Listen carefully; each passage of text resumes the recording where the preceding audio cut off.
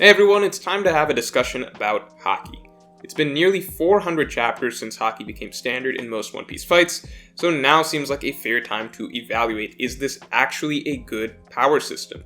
Did One Piece even need a power system like this? Was combat better before Haki was introduced? And has Oda done a good job making the system clear to us? Now, to be clear on my end, I don't think this is a straightforward good or bad situation.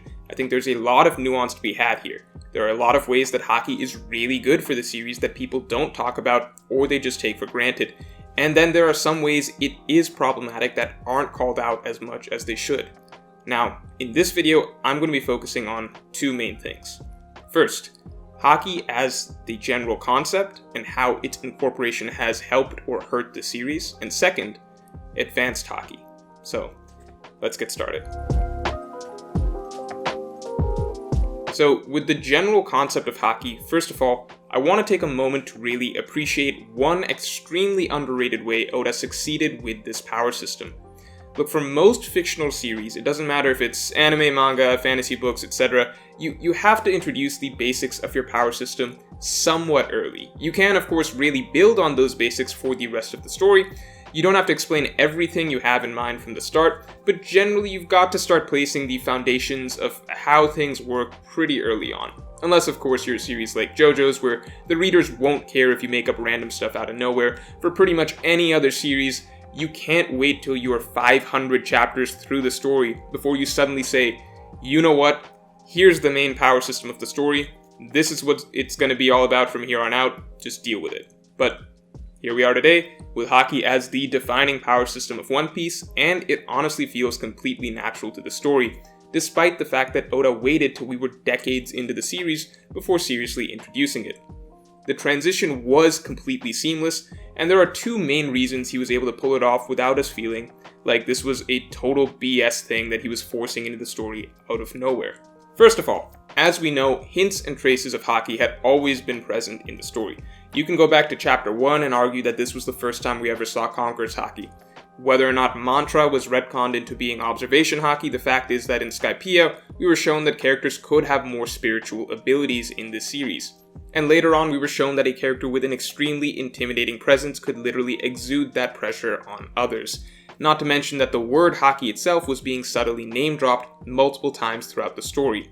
As such, it never feels like Haki comes out of nowhere, as Oda gradually reveals it as an official ability by showing us moments that mirror similar moments that we have already seen in the past. But on top of that, I think there would be a lot more pushback against Haki if it didn't so perfectly mesh with some of the fundamental themes that One Piece is built on, namely willpower, drive, spirit, and ambition. Before Haki is ever explicitly explained, it was already made clear over and over that willpower was literally strength in this series.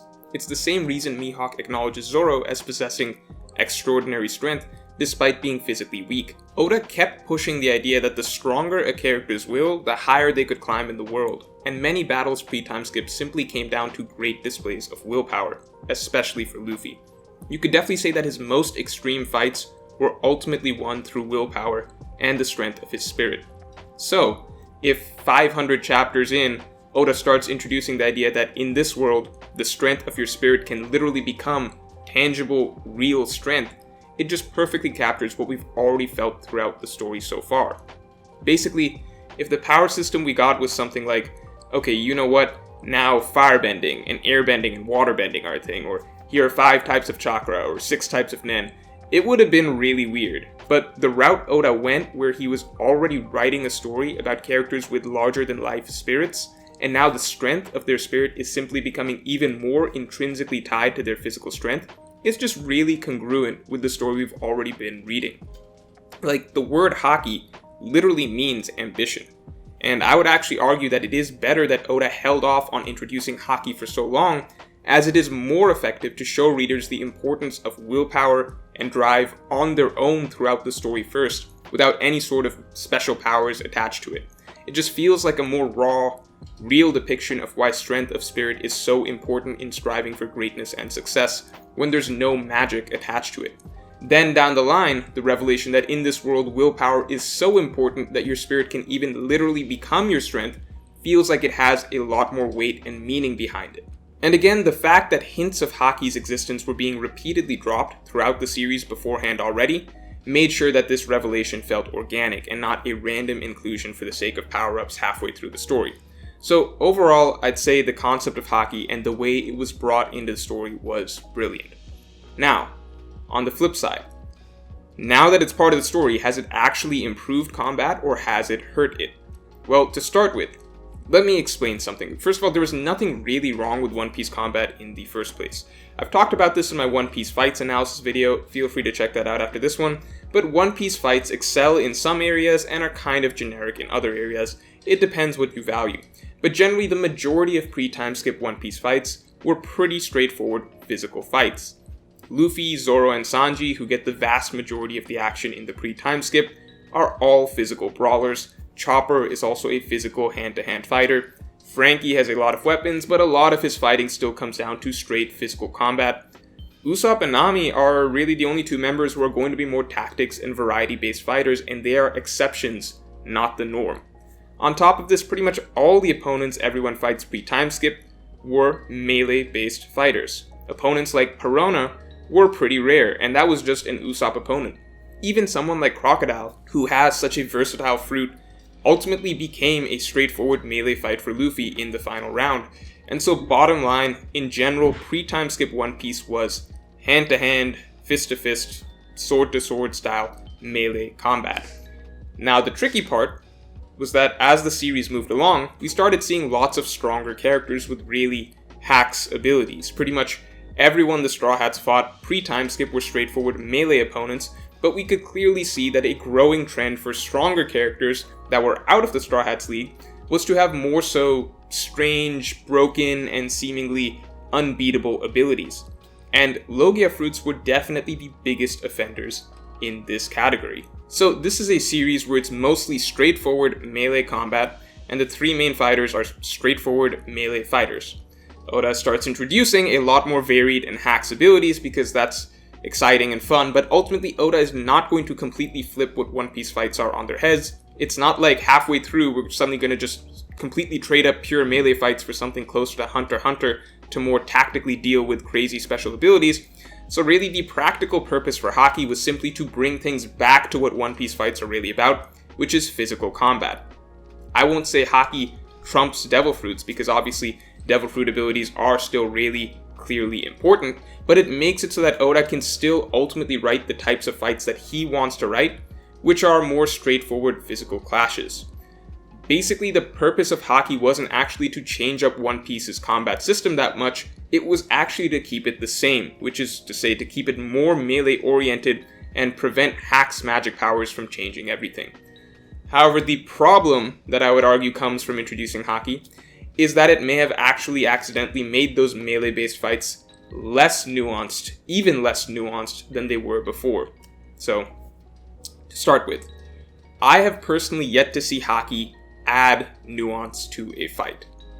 I liked Luffy vs. Katakuri overall, it's my second favorite fight in the series, but not necessarily for the way Haki was incorporated into that fight.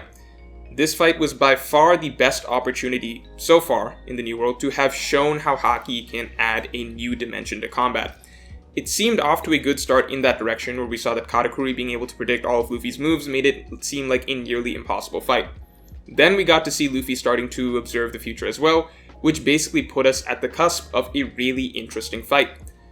However, the final round came around, and it was actually mostly just a straightforward melee battle like usual.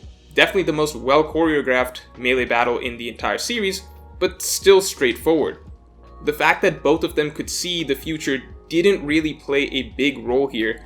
We got this one panel for Katakuri, and that's about it. And to be clear, I totally understand that this is because they could both see the future, and so because they could both see the future, they're essentially on a level playing field, so it's going to look like a straightforward melee battle to us. That's fine. I logically understand that's how Oda chose to write it, how he chose to write a fight where both characters can see the future. Oda could have chosen to get a little more cerebral with it, and shown one character seeing a vision that the other character then counters by seeing further ahead or whatever, but instead Oda chose to go the simpler route of basically letting us assume that the future sight cancels out, and instead just give us, a great uninterrupted action sequence instead. Now, before you get mad, I'm not even really criticizing Oda here. I'm not even saying he should have written this fight differently. I'm just pointing out that the addition of Haki did not ultimately add any sort of new nuance to the battle. This final round where both characters can see the future basically plays out like a normal fight where no one can see the future. So point being, Haki didn't really add any sort of new nuance to the fight. I don't read Snake Man vs. Katakuri and feel that there's a whole new element here that was totally missing from Luffy vs. Lucci. Now, maybe we will get some fight down the line where Haki does feel like it's bringing a whole new dimension to the fight, but so far I don't think we can point to one fight like that quite yet. Now, on the other hand, I do think Haki has in some ways made fights more basic. I think there are times that Oda plays it dangerously close to, whoever has the stronger Haki wins, and that's something pretty one-dimensional that I would really hate for the series to come down to. For example, in Zoro vs. Pika, we get a line that I really didn't like, which was that Pika claims that Zoro can't cut him. And Zoro replies that's only true if Pika's Haki is stronger than Zoro's. The implication of that really did bother me. Does that mean that what Zoro can or can't cut purely comes down to how good his Haki is? It's not as though pre-time skip we had some detailed description of what made Zoro capable of cutting certain things, sure, but we could at least put a lot of the superhuman feats he did under the broad umbrella of swordsmanship skill. Like, if he does a really powerful slash, we can assume that it's some combination of physical strength plus speed, technique, precision, or whatever. But now, post-time skip, is it mainly just Haki? Like, swordsmanship was always a vague concept, but I'd rather sword skill be more open to interpretation than have a straightforward, singular factor that defines a swordsman's capabilities, like how strong one's Haki is. Similarly, when Law cut Virgo after Doflamingo's speech about how Virgo's Haki was supposedly too strong to cut, what did this mean? Is it just that Law's Haki was stronger than Virgo's? How big of a role did his Devil Fruit play, if at all? Like, Doflamingo has the String Fruit similarly, which is a really broken ability with a lot of cutting power, but Doflamingo can't cut Luffy. Now, Cracker, on the other hand, just has a sword, but he can cut Luffy because he has stronger Haki. So, have we gone a little too far in reverse, where even cool abilities like the String Fruit don't really matter as much when Haki is what it comes down to? I don't know for sure. These are just a few things that have happened that I haven't liked the implications of. On the other hand, Oda has at least shown us several times to, things that remind us that Haki isn't always everything. Like, Luffy going Gear 4th, it doesn't magically improve his armament Haki. His armament Haki, we can assume, is the same. But it's thanks to the increased springiness that he can now still overpower characters who may have as good or better armament Haki than him. I really like seeing that because it shows that other factors matter. Like, creatively using your Devil Fruit can let you pack a bigger punch. Physical strength still plays a role in how hard you hit, etc. And I especially like seeing that even pre-time skip, in an incident that people frequently forget about, when Luffy easily beat 2 Haki users despite having no Haki at the time, just brute strength. So Haki isn't everything, and characters who have Haki aren't inherently stronger than other characters who don't have Haki. But again, moments like these still make it sometimes feel like Haki is ultimately the end-all, be-all. So, bottom line, with the concept of Haki, I think Oda did a great job introducing it into the story. I think it's the perfect magic system for a story like this to have. I think it's an effective way of making sure that One Piece stays true to the melee-style fighting that it's always been about. On the other hand, as I said, I don't think Haki has actually added much nuance to the combat, and in some ways, I think it's made it more basic. However, I know you're probably thinking, what about the advanced Haki skills? The more we learn about those, the more nuanced Haki combat we'll get, right? Well, first of all, again, Luffy vs. Katakuri doesn't suggest that is necessarily going to be the case, but maybe, who knows? Alright, though this brings me to the next topic, which is, has Oda done a good job with incorporating advanced Haki skills into the series? So first of all, advanced Haki as a concept is a really, really great addition as a concept. The fact that ability upgrades exist make for a lot of fun speculation, it gives us something to look forward to, it's exciting to see characters develop new techniques that aren't just personal stuff they made up like Diablo Jambe, but rather mastering advanced special skills of an established power system. On top of that, I really like the fact that it's not just, straightforward progression, but rather it seems like a sort of skill tree is taking shape. For example, basic observation Haki seems to be reading moves and sensing the presence of other people, basically mantra from Skypiea. Now a step beyond that seems to be literally seeing the future. Luffy has mastered the second level. But on the other hand, there may be another branch that Luffy doesn't have at all, and may never have, which is the ability to hear voices across great distances. This is what Isa and Kobe have displayed. It doesn't seem to be necessarily better or worse than what Katakuri can do, but rather it's just a different skill set entirely. And then that leads to the speculation, such as, maybe hold on, maybe the voice of all things is actually an advanced step of this branch, and in that case, Luffy actually has this skill, but doesn't even realize it. So similarly with armament, it seems like we have these straightforward levels of standard armament, then armament outside your body, and then armament being forced into an opponent. But on the other hand, there's this other branch of learning to put armament into weapons that seems to be its own separate skill, a skill that Luffy certainly does not have, and getting good enough to turn a weapon permanently black seems to be the advanced version of this skill. Now with Conquerors, we have nothing so far, but I would be willing to bet that there is an advanced skill for this that exists, and it's simply too significant right now to be introduced into the story. So, bottom line, the fact that there are different levels and, branches of Haki beyond the basic 3 makes this a power system with a lot of potential. And I love the fact that Oda made it clear that advanced levels would be coming, with really specifically saying at the end of Luffy's training that he's actually only taught Luffy the basics. So however skilled Luffy seemed coming into the New World, there were always more levels waiting for him. Not to mention the fact that Haki can only be truly improved in battle makes this even better in my opinion, as it sticks to the previously established style of the story. Luffy, like all of pre-time skip, Luffy never got better through training. It was always through pushing his spirit in battle that allowed him to grow. And there are arcs like Alabasta where you could honestly say he became many times stronger simply over the course of pushing himself further and further through his 3 battles with Crocodile. To me, this type of improvement feels a lot more satisfying than a character just, losing, training, and then being better the next time. I definitely feel like there should be limits to how much improvement is believable over the course of one fight.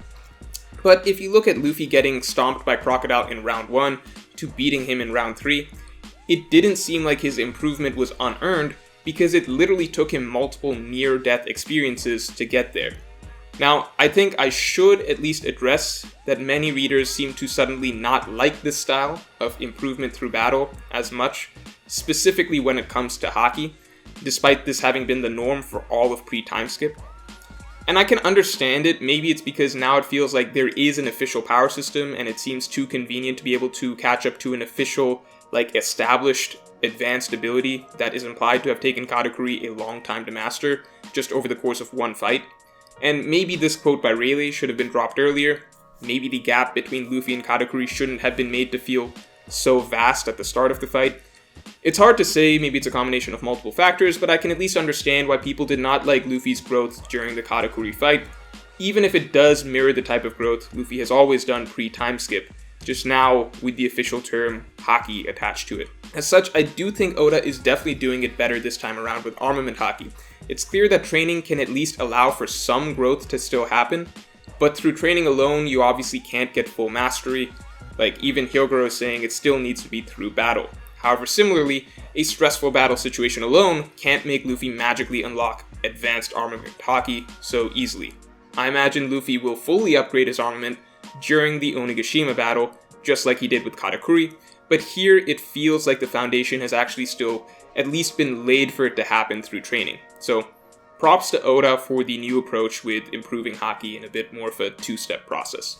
Now, that being said, let me address the flip side, which is that even as Haki has become more complex, many say that the system is messy and the rules aren't too clear. And I think that's somewhat fair too, there is some truth to it maybe. The fact is that beyond the initial explanation we got of Haki, everything else has only come in bits and pieces, and a lot of things have been just left open to interpretation. Things that really seem so simple that just devoting one panel of dialogue to addressing them would clear up a lot of questions. To start with, what's the deal with the black coating? For a bit, many people thought that Armament Haki was just now being visualized with black coating, so armament was only being used when black coating was being used. However, there are several instances of armament being used without black coating. But at the same time, these instances are extremely few and far between, whereas black coating is almost constantly being used, which could easily make one think that the instances without black coating are a mistake. Now, the interpretation that I and many others have landed on is that armament can be used without black coating, but that the slightly more advanced armament hardening is when black coating is seen. It's just that the advanced version is weirdly used by pretty much everyone pretty much all the time. However, I can't say with certainty that this is the case because, again, it's never actually been addressed. And again, instances where black coating is not used are so incredibly rare that it is entirely in the realm of possibility that Oda simply forgot to color it a few times over the course of 400 chapters, right? If this is an advanced ability, it's just really strange that even this most basic rule of advanced armament haki is just never explained. Similarly, with Future Sight, there have been many instances now where it is unclear why Luffy is not using Future Sight, or if he is, then why is it ineffective? Yes, we got a panel explaining that Future Sight can only be used when one is calm and focused. You can use that explanation to explain why Luffy doesn't use it in many situations where he is clearly not calm. But then at the same time, you can find examples like the prison scene, where Luffy is extremely heated, he's ready to collapse from the poison, and he's focused on giving a speech. But for some reason, he's still able to see an enemy attack with Future Sight. An extraordinarily powerful ability like this should be addressed at least once or twice more, just to at least establish that Oda is not just writing it in whenever it is convenient, or possibly even forgetting it at other points. Now, to be clear, I don't think being short on explanations is always bad, or that Oda needs to spell out everything for us. In fact, I actually really like the fact that we can look throughout the series and see instances of strange abilities that we can now clearly understand to be versions of advanced haki being dropped earlier by strong characters. The Rayleigh collar moment is of course the blatant example, and I remember for the longest time it was hard for the reader to understand how Rayleigh had dealt with the collar through Haki, and many just chalked it up to speed even though there was a clear crunch noise and the implication that this was some special ability rather than just pure speed. However, beyond that we have examples like the Admiral's pre-time skip. My respect for the Admirals definitely went up when I realized that Oda had been giving us a preview of both advanced armament and advanced observation haki during the war through the Admirals. So, the ability to make armament come out of the body beyond the skin to form a barrier is clearly exactly what the Admirals did to mysteriously stop Whitebeard's attack with an invisible barrier. Similarly, the question that kept popping up for Luffy when he would attack Katakuri was, how is Katakuri not being affected by my attacks despite me using armament haki? Katakuri explained that this was a product of Future Sight allowing him to preemptively change shape to avoid even armament haki attacks, so it looked like armament haki attacks were just going through him. The only other times we've seen this, where it's been pointed out that armament haki users somehow still failed to hit Logia users, was when Aokiji avoided a seemingly direct attack from Whitebeard, and when Akainu seemingly dodged a direct hit from Marco and Vista. Both times it was pointed out that they were up against Haki users, but both times it didn't matter. Also interestingly, the one point Akainu was seriously hit was when he was clearly shaken and not calm. And even with this advanced version of armament, where it's not just putting up an invisible barrier, but actually destroying a foreign body from the inside out, that seems to be exactly what Sabo does here. This attack initially makes almost no sense on the surface. It's not like he's pulling back for a punch, he's clearly just placing his hands on the ground, covering his arms with haki, and then suddenly making the arena explode from the inside out. With what we know now, that's exactly what the final level of armament haki allows one to do. And this is probably going to be extremely controversial, but you can even look at Lucci pre-time skip with the Rokugan. I know people are going to freak out about me even daring to suggest that pre-time skip Lucci had any form of armament at all, let alone the most advanced type, but first of all, it's entirely possible that Lucci only had this one skill down. He probably couldn't use armament in any other way, but he had simply mastered this one specific technique with it. That's not that crazy. We've seen Kobe has seemingly advanced observation haki before he had any other haki abilities. Charlie is probably the best Future Sight user in the entire series, and she can't do anything else haki-wise. And the fact is, no matter how you spin it, Lucci's Rokugan is very clearly an unexplained ability that somehow damages Luffy, a Devil Fruit user, a Rubber Man, from inside out through some invisible force. This is pretty much dead on exactly what Sabo does, and it's pretty much dead on for the explanation of what Advanced Armament Haki does. If you don't want to believe it, don't believe it, but I'm just saying it's there, and it's possible, and Oda has clearly dropped other hints of Advanced Haki early on throughout the series so far, besides Lucci's Rokugan. So, all that being said, look, in some ways, I really like the fact that Oda has this Haki skill tree of advanced abilities, and I like the fact that not everything is spelled out for us, and we can go back and have our own realizations and speculations of when advanced skills were being used. But at the same time, some stuff feels like it needs to be explained when it raises questions of inconsistencies. Like just one time establish that black coating is an advanced step of armament, and that it's not just a mistake when Haki is occasionally used without the black color. Just one time reaffirm the rule about Future Sight with maybe just a little more clarification, so that it doesn't just feel like a tool to be used conveniently when a badass moment is needed, but then ignored in moments where it would really have made sense for Luffy to have had it on. I doubt we will ever get an in-depth explanation about, advanced Haki again like we did in chapter 597, but man, it would be appreciated, because when you're writing a more complex power system, as Haki is quickly becoming, there should be a point where the new rules are all laid out. I don't think it makes you a stupid or a slow reader for wanting some clarity, for the same reason that we could make a lot of assumptions about Haki prior to chapter 597, but having it all ultimately broken down for us in 597 was really needed and appreciated as well. So, all that being said, is Haki a bad power system? No, I think it is an overall very exciting addition to the series, and is probably the perfect power system for the type of story One Piece is. But at the same time, I don't think it has actually added enough to One Piece's combat for me to say that it is a great power system, and I definitely think a little more clarity on how much of a determining factor it actually is in fights, as well as some clarity on the more advanced rules of the system, would go a long way. So, that's all for this video. If you enjoyed, then definitely like, share, and subscribe, and you can support me on Patreon to listen to my Extended Thoughts podcast, and support me making more videos. Link in the description below. Talk to y'all later.